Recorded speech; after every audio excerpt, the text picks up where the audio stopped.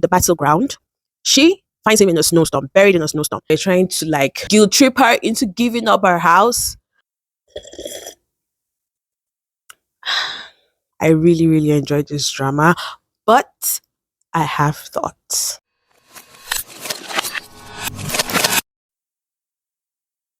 You don't want it? Okay. I've not enjoyed a drama like this for so long. The name of the drama we'll be talking about today is the drama on everybody's lips, Pursuit of Jade or Chasing Jade. No, Chasing Jade is the book version. Pursuit of Jade is the adaptation of that book.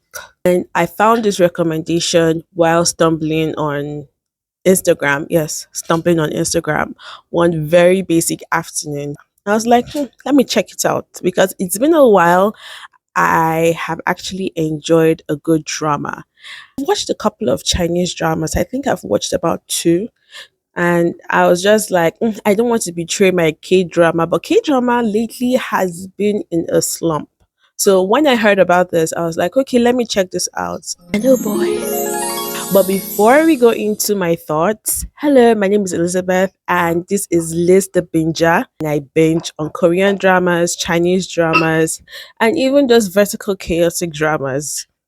Like, hello. And I love to talk and share my thoughts with other people in this space. So if you love K dramas, if you love C dramas, if you love those vertical dramas, and this is your vibe, you're in the right place. So here's just a quick recap of what Pursuit of Jade is in a very, very, very small, tight nutshell. Imagine Mulan, but Mulan's parents are dead. And instead of her being, oh, she's a daddy's girl and a farm girl, Mulan kills pigs. She's a butcher girl. And instead of her finding Captain Shang on the battleground, she finds him in a snowstorm, buried in a snowstorm. And she takes him home, cares for him. He marries into her family due to very special circumstances. Now imagine Captain Shang and Mulan now trying to get to know themselves and they get separated. He has to go off to go settle some beef that happened to his family like 17, 16 years ago. And she, not knowing who Captain Shang is, thinking that he's another person just like average Joe, goes looking for him. She finds that he is the Marquis of Wuhan and they fall in love. So that's basically it. A very, very, very, very brief description of what Pursuit of Jade is. I know there's a whole lot of buzz about the main actor, that's the male lead, Chan as the Marquis of Wuhan.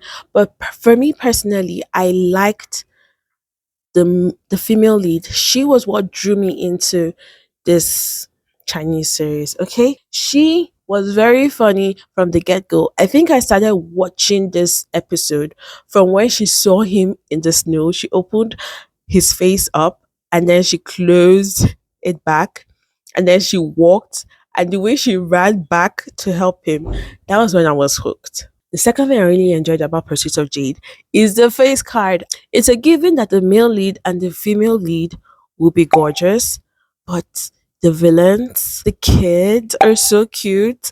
The side characters, not the villains, the side characters were so cute. They're so fine. Even that other guy, even the like, well, I said there were two main villains, the first villain and the second villain. I would tag him as the second villain in my case because no. But the second villain was so fine. Okay, so everybody was just the side characters were given face card. Next thing I really liked about Pursuit of Jade were the costumes. If you look at the costumes that they wore, is it costumes? Do they call them costumes? Yeah, let's go with costumes. The costumes that they were well worn in. They looked like something they went to a village nearby and bought from people who actually stay in the village and they gave it to the actors to wear. The textures, the colors. I liked the layering and I liked how, it looked worn in, it looked worn. One of my favorite cartoons is Mulan. I love how strong and bold she was. I like how in this first episode, Fan Changyu was written with strength, not just in character, not just in strength, like physical strength, but strength of mind. Especially the part where her uncle came in with the bullies, they're trying to like guilt trip her into giving up her house. My girl brought the knife for them to cut off her uncle's hand with. She wasn't, oh, let me just save him. Oh, my uncle, I will live somewhere else. No, my girl was ready to, like, let's get this thing done. Let's cut this man's hand. Like, I really love that about her. I love that she was smart, especially when they came looking for the male lead. She just hid him, threw the pigs offals everywhere. Like, it was really smart. And she also loved business. She wasn't shy to just she was only shy around the main lead because, okay, who wouldn't be shy about, like, come on, that's the marquee. The marquee.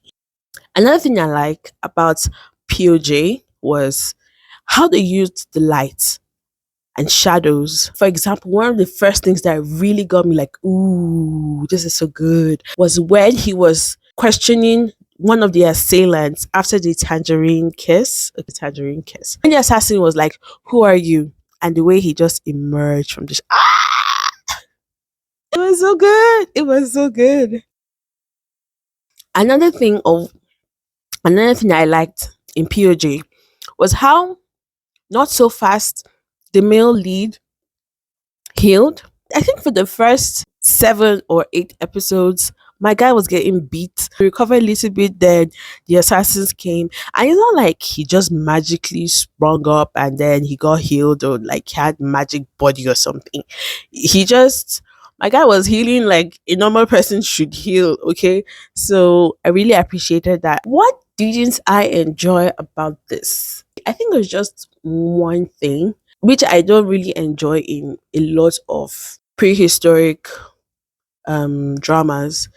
Usually the war talk, like political talk, the war talk, sometimes I understand, but yeah, sometimes I don't. Okay, that's just me. I guess I'm not intelligent enough. I think there was one or two, like it was dragging one or two places, but one or two places is fine.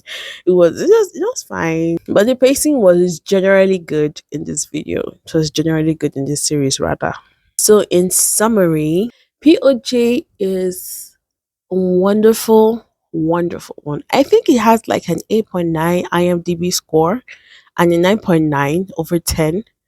The wonderful, wonderful drama. I mentioned earlier, it's a book, and I haven't read the book, but I feel like they were able to capture the essence of the book. But I might be wrong. I might be wrong. And if you've watched POJ and you've read the book, please let me know what other variations, what were differences. Please let me know. I haven't read the book. It's in Chinese, and oh my god, I think I need to start learning Chinese. I really appreciate the male lead and the female lead. The female lead is what did it for me. Tian Chi Wei, she's beautiful and she was able to act like her comedic prowess is something I've not watched any other thing from her. I'm going to after this, but she's really, really, really, she was what made it for me, not just the male lead. Okay, I love Shang Linger, but Tian Shui was she's my girl. Okay, if you liked watching me, please like and subscribe. It's going to encourage me to do more. Okay, this is my first video, and I know that I sound all over the place, but sometimes I'm just learning how to talk. Shy me, no friends, just trying to know people on the internet, and you know, just try and making the world a little more happier with everything that's going on in the world. So thank you so much. Until my next video, what should I watch next? Give me some recommendations. Give me some recommendations. Okay? Thank you and bye bye.